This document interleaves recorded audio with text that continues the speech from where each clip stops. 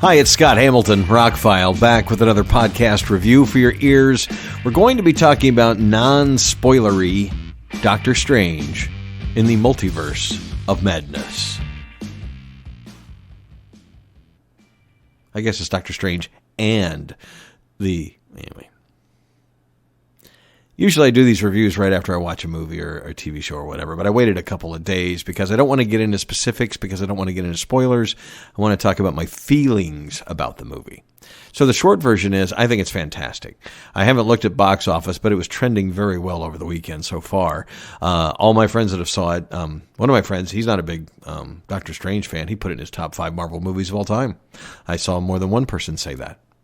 Maybe it was the Sam Raimi horror influence. I don't know. But if you haven't seen it yet, don't watch any trailers, spoilers, anything else. I did not watch trailers for the last couple months. After the second one or whatever, I stopped. I didn't want to know anything. I wanted to go in as dry as I could. I'm a huge Doctor Strange fan, so give it to me. So the short version is, this is more like Doctor Strange in the comics than anything they've done before in any of the Marvel movies or the previous Doctor Strange movie. It feels like a Doctor Strange comic that I used to read. It's scary, it's creepy, it's dark, it's weird. It's got a Sam Raimi feel to it, touch to it, but it still feels like a Doctor Strange movie. I think he was. We kind of thought he would be the right guy. He is. I hope he gets to do the next one. It just, with the addition of some of the jump scares and the weird dimensions and the going into different bodies and things like that, he just handled it very well and very much like the comic. It's fantastic looking. At the showing that I saw, we were forced to watch 3D. Now, that's a bad thing. I haven't watched a 3D movie in a while. I used to have a 3D TV. If it was an option, I would go see a movie in 3D if the crowd with me wanted to, because a lot of them were quite entertaining. I did see the original Doctor Strange in 3D because it's just one of those kind of movies you should see in 3D. Well, they had a problem downloading the 2D version, so I had to watch the 3D version on this, and I would recommend the 3D version. It was that kind of movie. Did I get past the short version part? I really liked it. I think it's great. Your mileage will vary on the horror elements. All right. So like I said, not getting into too many spoilers, this is definitely the Multiverse of Madness. We start off with Doctor Strange and America Chavez. They're introducing her character as running with a different Doctor Strange, and they're trying to escape with their lives, and you can tell he's a different Doctor Strange than the Doctor Strange we're used to. And he dies, and she goes into another dimension, and then she runs into our Doctor Strange. Then we find out about the multiverse, blah, blah, blah, blah, blah.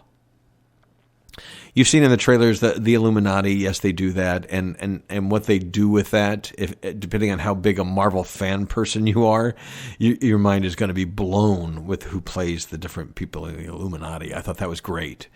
There was one that somebody...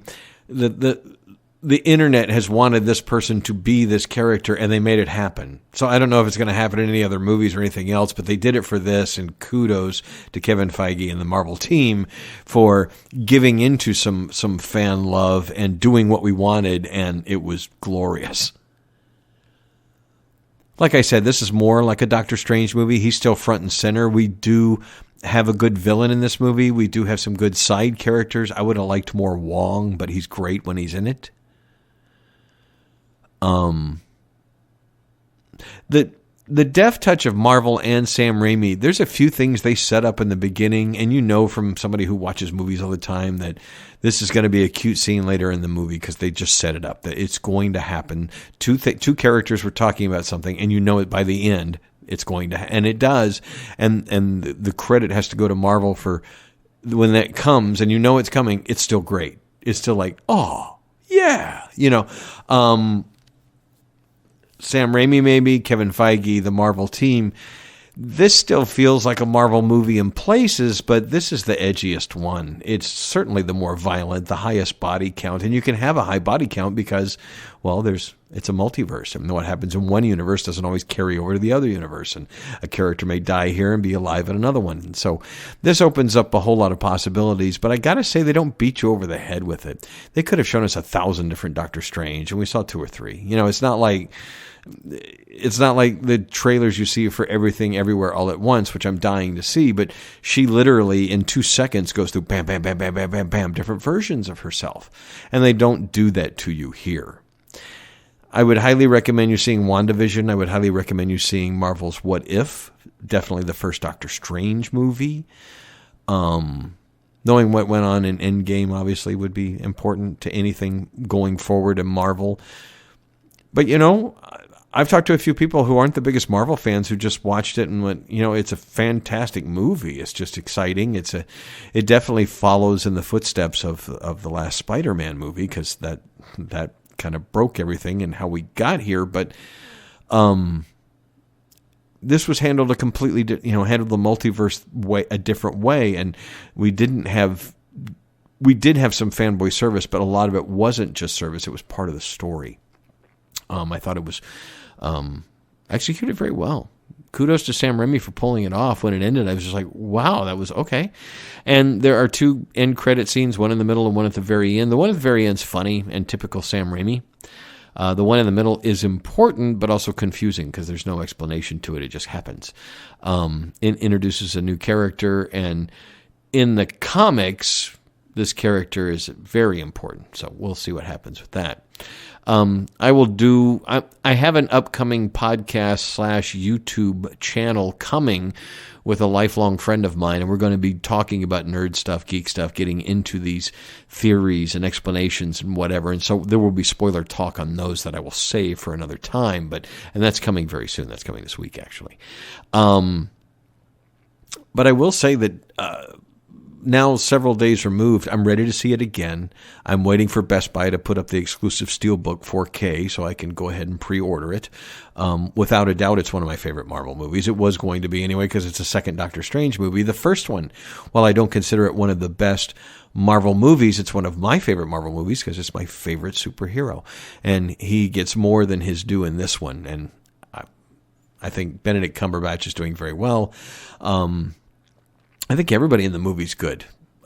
Everybody, including the new character, America. Jeremy Johns, one of my YouTube reviewers, every time he says her name, he puts in the "fuck yeah" from Team America. And now I can't not think of that every time I think. But I thought she was great in the role. And,